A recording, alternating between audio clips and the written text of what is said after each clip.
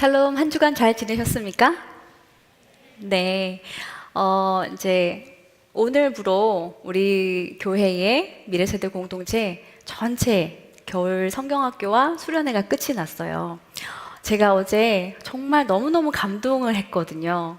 뭐였냐면, 지난주 제가 어떤 설교를 했었죠? 어떤 주제로?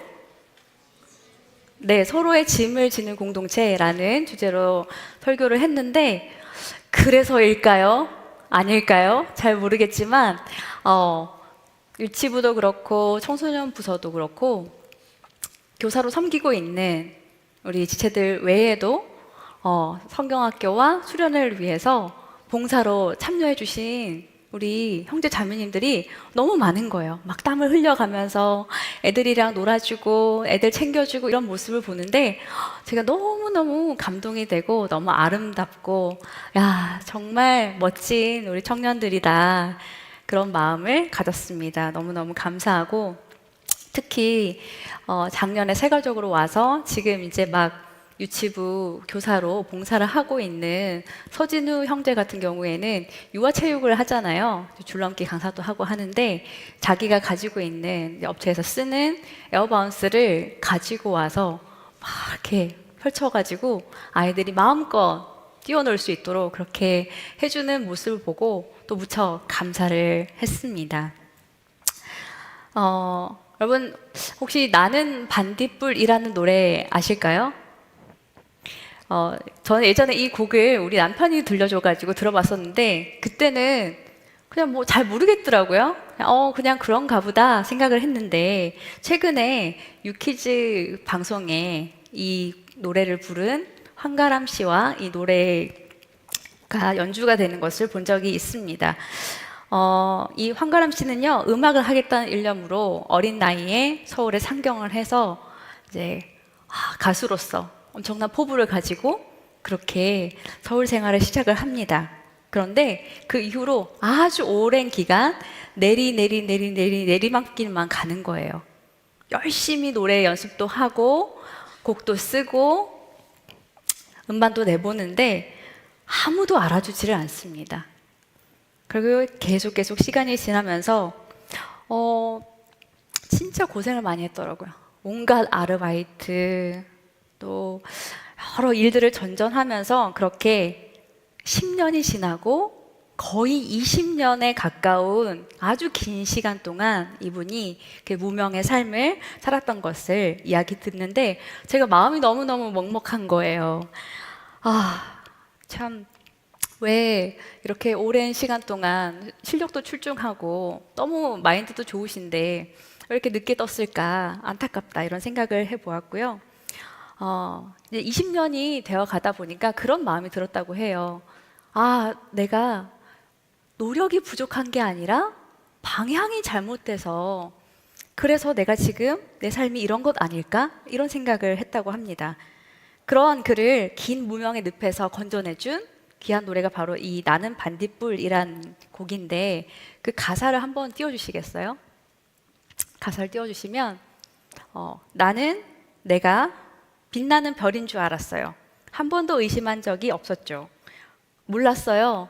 내가 벌레라는 것을. 그래도 괜찮아. 나는 눈부시니까. 하늘에서 떨어진 별인 줄 알았어요. 소원을 들어주는 별. 몰랐어요. 난 내가 개똥벌레라는 것을. 그래도 괜찮아. 나는 빛날 테니까. 라는 가사입니다. 가사 참 멋지죠? 네. 이 노래가 자기를 표현한 것 같다고 그런 마음을 가지셨더라고요. 자기가 하늘의 별인 줄 알았는데 결국에 벌레라는 것을 깨닫는 이 개똥벌레의 마음을 자기가 너무너무 많이 느끼고 공감했던 거죠. 그래서 이 노래를 부를 때에 개똥벌레라는 단어를 개똥벌레가 아니라 개똥벌레 이렇게 자기는 해석하고 불렀다고 합니다. 그렇게 자기 스스로가 참 형편없는 존재다, 무력한 존재다 그런 마음을 가지면서 이 노래를 불렀는데 아무튼 이 리메이크한 이 곡이 엄청난 인기를 누리게 됐죠.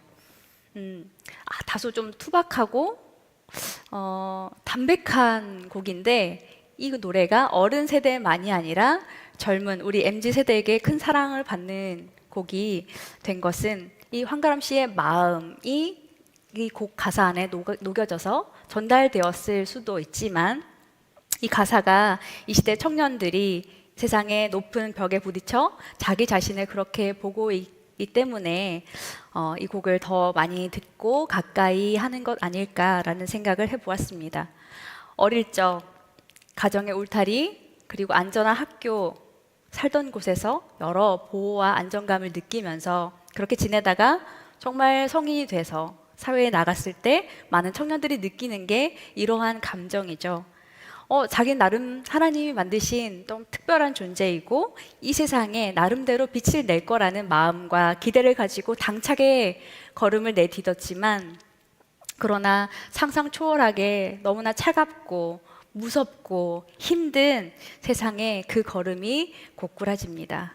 나 자신에 대한 기대가 실망으로, 꿈과 기대가 좌절과 낙심으로 서서히 바뀌어가고, 또 한없이 나약하고 어리숙한 내 자신이 참 적나라하게 보이는 것이 청년의 시기가 아닐까 합니다. 신앙에서도 같은 일들이 일어나죠. 그래서 교회 안에서는 또 어릴 적에는 하나님 그래 계시지, 언제나 나와 함께 하시지, 나를 도와주시지 라고 확신했는데, 거기서 세상에 나와 보니까 하나님이 내 눈앞에 있는 하나님보다 내 눈앞에 있는 세상이, 일이, 시련이 훨씬 더 크게 보이고 그런 것들에 압도되어서 정신을 차리기가 힘듭니다. 하나님이 안 보이는 거예요. 분명해서 성경에서는 하나님이 계시다, 하나님이 온 세상을 다스리신다, 나를 인도하신다 라고 말씀하는데, 세상을 보니, 지금 내가 살아가고 있는 이 사회 현실들을 보니 그렇지 않은 것 같은 거죠. 가정이나 교회에서도 하나님보다는 인간 중심적인 판단, 또한 생각들, 이런 것들이 많이 일어나는 것을 봅니다. 또한 더 나아가서 하나님을 적대시하고 하나님을 조롱하는 이 세속적인 사회에서 이것은 아닌데, 이래서는 안 되는데, 그러한 마음을 가지지만, 그래서 마음이 참 답답하지만, 그래서 나 한 사람이라도 정말 크리스천 청년으로 이 세상에 나름대로 빛이 되고 선한 영향력을 주는 그런 사람이 되고 싶다라는 열망은 있으나 선뜻 나서지 못하는, 살아가지 못하는 것이 우리의 현실이 아닐까 합니다. 2025년 한국 사회를 봅니다. 그리고 오늘날 교회와 그리스도인들을 봅시다. 도무지 뭐가 뭔지 너무나 혼란스럽습니다. 각자 자기 주장이 옳다고 소리를 지릅니다. 어느 한 부분이 아니라 모든 면에서 이 나라와 이 민족을 짓누르는 무서운 공격과 수많은 싸움들이 있음을 우리는 보고 듣고 있습니다.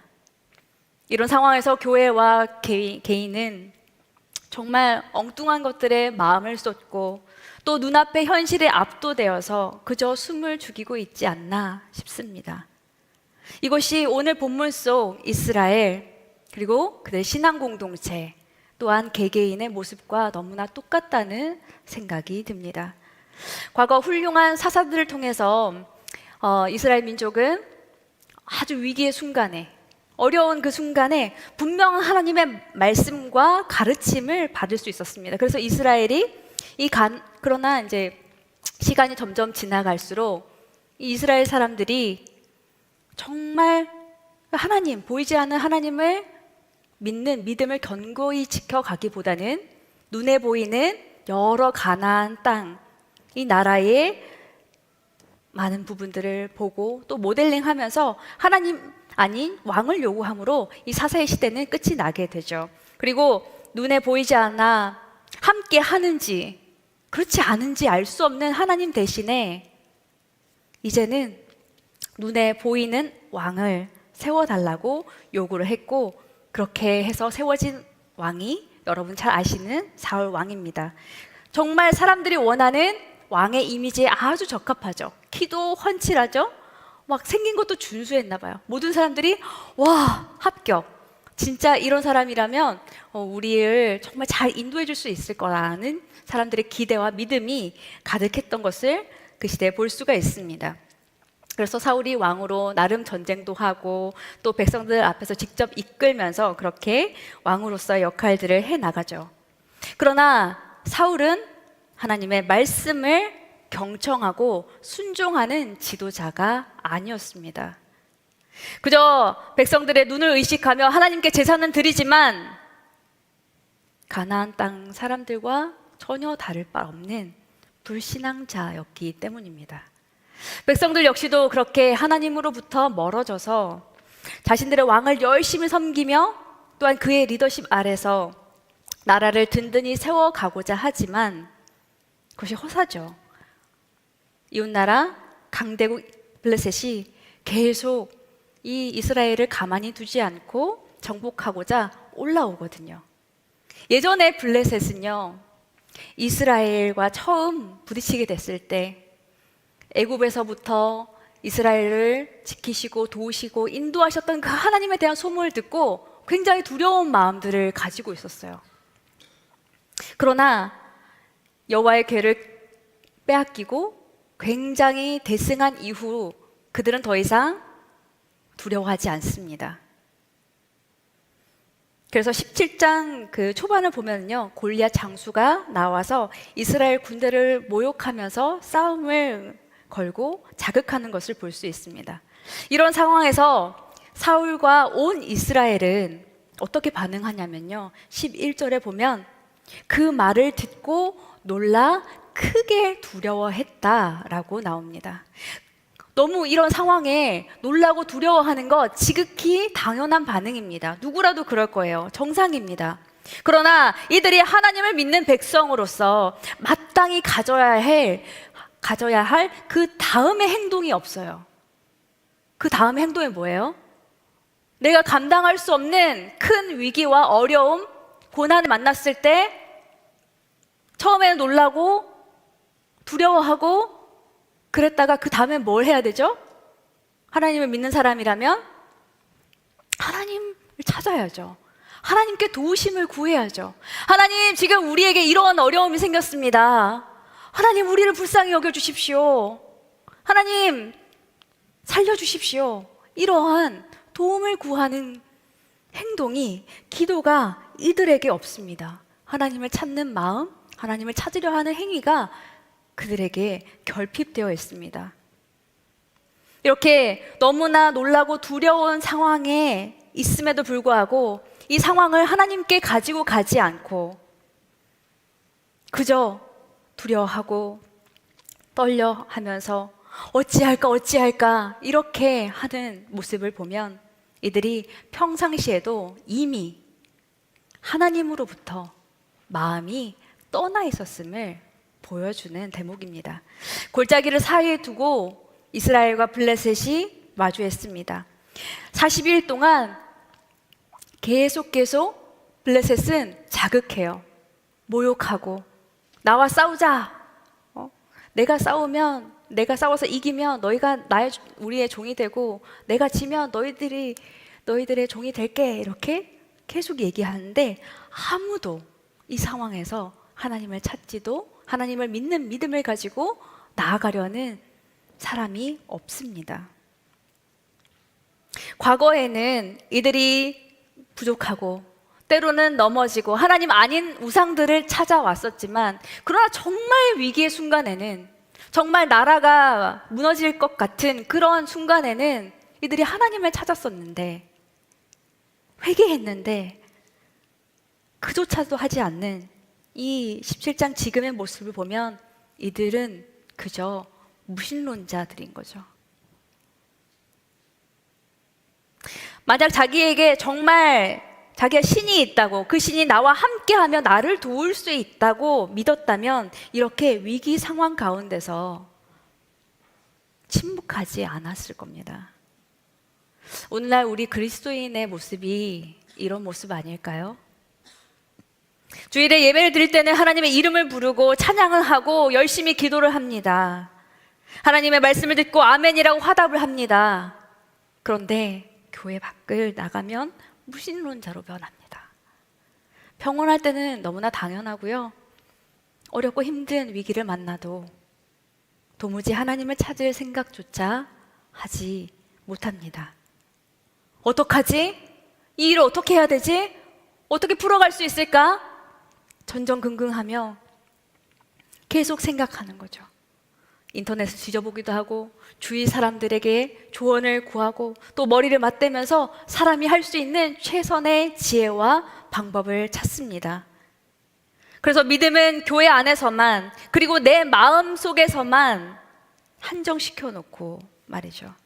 그렇기에 막상 진짜 믿음으로 서야 하는 상황, 그러한 자리에서 믿음으로 서지 못하고 믿음으로 싸워야 하는 상황에서 무기력한 겁니다. 그러다 보면 점점 믿음은 약해지고 내 마음도 삶도 세상에 치우쳐져 가는 거죠. 세상이 주는 두려움, 걱정, 근심에 빠져서 누구도 언급조차 하지 않는 이 상황에서 하나님을 드러내고 믿음을 보여준 사람 다윗을 봅시다.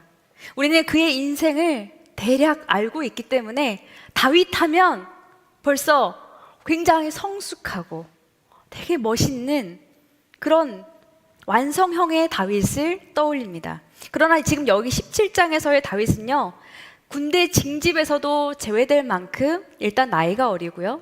그리고 많은 사람들이 보기에 아주 나약하고 좀 미숙한 그런 이미지였다는 것을 우리는 알 수가 있습니다. 그래서 고향에 있던 그가 아버지의 명령을 따라서 형들에게 먹을거리를 전달해 주러 전장에 왔을 때 사람들로부터 굉장히 부정적인 평가를 받습니다. 골리앗이 이스라엘 군대를 모욕하는 그 말을 듣고 화가 난 다윗이 다른 사람들과 막 격양돼서 얘기를 하고 있는 그 상황에서 큰형 엘리압이 나타나서 그 모습을 보고 이렇게 얘기하죠. 야, 너 왜 여기 와 있어? 돌봐야 하는 양들도 내팽개치고 지금 너 전쟁 구경하고 있는 게 제정신이야? 너가 아주 교만하고 마음이 너무나 완악하구나. 너가 나쁜 녀석이라는 걸 내가 알지. 이러한 뉘앙스로 혼내듯이 화를 내고 있습니다. 또 그 다음으로는 사울 왕에게 나아가게 됐는데 자기가 이 블레셋 사람과 싸워보겠습니다. 제가 대표로 나가보겠습니다. 용기 있게 그렇게 말하는데요. 그런 그에게 사울은 이렇게 대답합니다. 예, 너는 아직 소년이잖아. 너는 안 되지.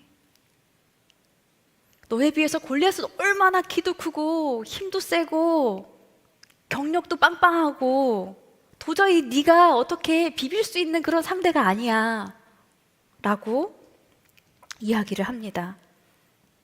사울왕 자신도 다른 사람들에 비해서 꽤 체격이 큰 편이었지만 압도적으로 큰 이 골리앗과 그리고 자기 앞에 있는 약소한 어린 소년 다윗을 대비해 봤을 때 사울왕은 그렇게 얘기할 수밖에 없었겠죠.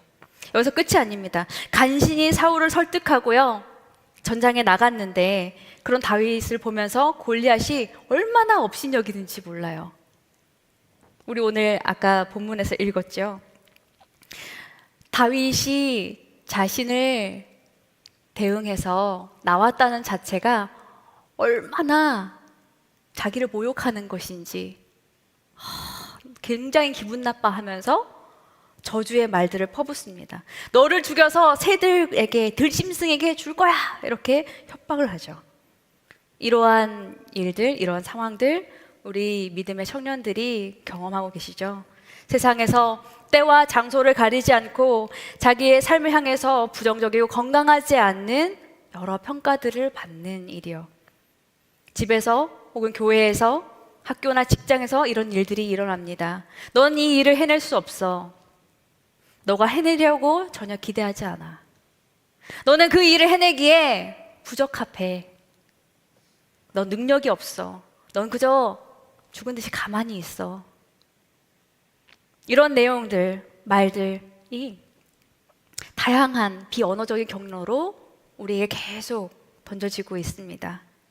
그러다 보면 의지와 자신감은 싹 사라지고, 그리고 좀 뭔가 해보려고 하다가, 믿음으로 뭔가 하려고 하다가 위축되고 주춤될 수밖에 없죠. 지금 내가 하려는 일이, 내가 추구하는 삶의 방향이 정말 계란으로 바위치게 하는 그런 어리석은 선택인가? 이런 생각이 들기도 합니다. 매일 놀라고 두려운 일이 가득한 세상, 그리고 주위 온갖 그 인간적인 생각과 평가로 넘치는 상황 속에서 살고 있는 청년 그리스도인에게 지금 가장 필요한 것은 바로 다윗이 가졌던 믿음입니다. 그는 비록 나이도 어리고 싸움을 싸우기에 여러 가지 부적합한 조건들을 가지고 있었지만 그에게는 남에게 없는 한 가지 하나님을 향한 확실한 믿음이 있었습니다.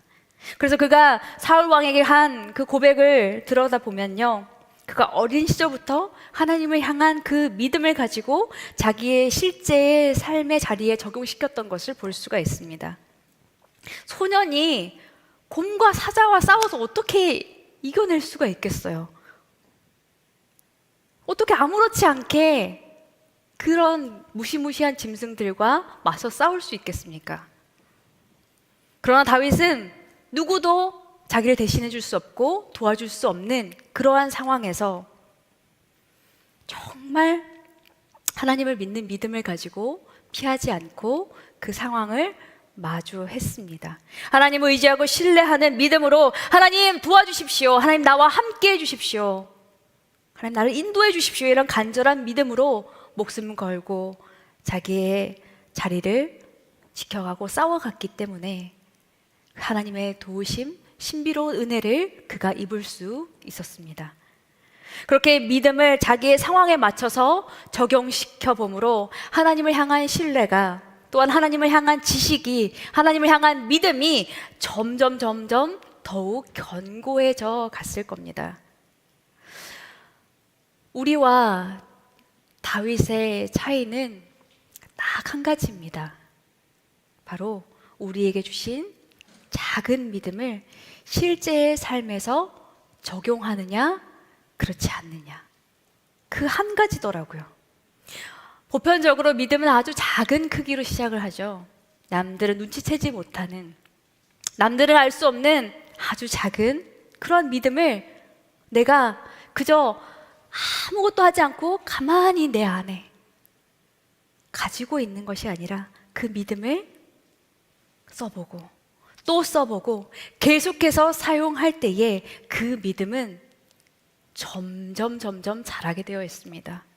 아무리 내가 하나님에 대해서 많이 알더라도 하나님을 아는 것으로 바탕으로 믿음을 내 삶에 적용시켜서 그것을 사용하지 않으면 그 믿음이 정말 필요할 때, 정말 중요할 때 작동하지 못할 수가 있습니다. 다윗도 아무도 알아주지 않고 아무도 몰랐지만 그렇게 홀로 있을 때 늘 하나님과 함께하며 믿음의 싸움을 싸워왔기에, 씨름했기에 그렇게 정말 중요한 위기의 순간에 그 믿음을 사용할 수 있었습니다. 오늘 본문 속에서 블레셋이 이스라엘 군대를 조롱하지만 그것이 그 너머에 하나님을 조롱하고 있다는 것을 그는 알았습니다. 그래서 두려워하기보다는 오히려 거룩한 분노의 마음을 가졌던 것을 우리는 알 수 있습니다. 민족적 위기 상황에서 아무도 나서지 않는 그 상황에서 목숨을 걸고 그 자리로 나아간 것이죠. 그리고 사랑하는 하나님을 위해서 자기가 할 수 있는 전부, 바로 하나님을 향한 믿음에 자신의 목숨을 걸고 맞서 싸웁니다. 모두가 기피하는 일, 골리앗을 상대로 맞서 싸우는 자리로 나아갔습니다. 하나님을 위해서 죽겠다는 이 믿음을 어찌 하나님이 기뻐 여기지 않으실까요? 45절부터 47절에서 다윗이 고백한 귀한 고백을 우리 함께 보기 원하는데요. 네, 제가 읽겠습니다. 다윗이 블레셋 사람에게 이르되 너는 칼과 창과 단창으로 내게 나아오거니와 나는 만군의 여호와의 이름 곧 내가 모욕하는 이스라엘 군대의 하나님의 이름으로 내게 나아가노라. 오늘 여호와께서 너를 내 손에 넘기시리니 내가 너를 쳐서 내 목을 베고 블레셋 군대의 시체를 오늘 공중의 새와 땅의 들짐승에게 주어 온 땅으로 이스라엘의 하나님이 계신 줄을 알게 하겠고 또 여호와의 구원하심이 칼과 창에 있지 아니함을 이 무리에게 알게 하리라. 전쟁은 여호와께 속한 것인즉 그가 너희를 우리 손에 넘기시리라.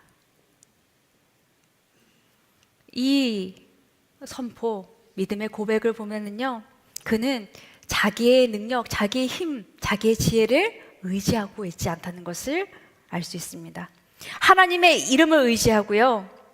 그리고 자기가 싸워서 이김으로 자기의 어떠함을 나타내고 드러내고자 함이 아니라 바로 이 땅에, 이 자리에 블레셋만이 아니라 이스라엘 백성들에게 하나님의 살아계심을 보이고 하나님의 구원하심이 사람의 능력에 있지 않다는 것을 보여주겠다는 겁니다. 비록 그는 어린 소년이었지만 신앙에 있어서는 그 당시 어떤 어른들보다, 어떤 누구보다, 지도자보다 대단한 믿음을 가지고 있었던 것이죠. 온갖 신들이 가득한 그 세상 속에서 하나님의 이름은 부르지만 실상은 무신론자처럼 그렇게 살아가고 있는 이스라엘 앞에서 그는 유일하신 하나님을 믿는 신앙은 어떤 것인지, 하나님을 믿는 사람은 어떻게 사는 것인지를 나타내 보였습니다. 저는 우리 청년들이 정말 이 다윗과 같기를 원합니다. 하나님은 이미 많은 것을 경험했고 또한 많은 것을 갖추고 있는 어른 세대를 통해서 일하실 때들도 참 많이 있지만, 그러나 한편으로는 아직 미숙한 청년 세대를 통해서 이 시대에 하나님을 나타내기를 원하신다고 저는 확신합니다. 그래서 저는 그러한 하나님의 그 기대의 마음과 하나님의 너무나 간절한 바람, 이런 것들을 제가 늘 묵상하기 때문에 지금까지 청년 사역을 해오고 있습니다. 여러분이 잘 훈련되고 준비돼서 세상 속에서 다윗처럼 그렇게 믿음으로 새 역사를 써가기를, 다윗처럼 믿음 하나로 하나님의 살아계심을 나의 가족과 교회 공동체와 내가 속한 지역사회에 보여주는 증인 되기를 하나님이 너무나 원하신다는 것을 제가 알기 때문입니다. 하나님은 오늘도 살아계십니다. 믿으십니까? 하나님은 오늘도 살아계십니다. 하나님은 나와 모든 피조 세계에 무슨 일이 일어나고 있는지를 다 알고 계십니다. 하나님은 무에서 유를 창조하시며 모든 불가능한 일을 가능케 하실 수 있는 분이십니다. 비록 우리의 육체의 눈에는, 우리 생각에는 세상이 커 보이고 우리가 도저히 싸워서 이길 수 없는 그런 것처럼 느껴질지라도 그렇지 않습니다. 세상보다 하나님이 비교할 수 없을 만큼 크십니다. 이런 분이 그저 사랑으로, 은혜로 저와 여러분을 하나님 택하시고 이 시대 가운데 부르셨습니다. 우리를 통해서 하나님은 자기를 나타내며 영광 받으시기를 원하십니다. 이런 하나님의 부르심을 받은 저와 여러분에게 필요한 것은 단 하나, 믿음입니다. 그 믿음은 내 안에 가두어 두거나 없는 듯 여기지 않고 계속 나의 일상 속에 크고 작은 일들을 만날 때에 꺼내어 사용함을 통해 하나님의 역사를 드러내는 믿음, 하나님을 기쁘시게 하는 믿음, 많은 생명을 살리고 세상을 아름답게 하는 믿음이 됩니다. 이제 곧 여러 가지 부분에서 새로운 시작을 앞두고 계신 분들이 있죠. 우리 새내기들도 있고 이직을 해서 새로운 출발하는 분들도 계시고요. 또 마음으로 내가 좀 새롭게 살아야겠다 이렇게 다짐하고 있는 분들도 있을 겁니다. 형제 자매 여러분, 사울과 이스라엘 백성처럼 하나님의 이름은 부르지만 실제 삶에서 전혀 하나님을 찾지도 구하지도 않고 그저 자신의 상황에 빠져서 근심과 염려로 막연한 두려움에 매여서 살지 않기를 바랍니다. 교회는 다니지만 무신론자로 살지 마시고 유일하신 하나님을 믿는 믿음, 그 믿음을 가진 사람, 참 그리스도인으로 살아가십시오. 지금 내 믿음의 현 주소는 어떤지를 살피시고 혹시 내 믿음이 어디에서 떨어졌나 생각하시며 살피시며 그 믿음을 새롭게 하십시오. 믿음을 마음속에 품고만 있지 마시고요. 용기를 내어서 다윗처럼 나의 일상에 나의 삶의 많은 영역에 그것들을 꺼내어 사용해 보십시오.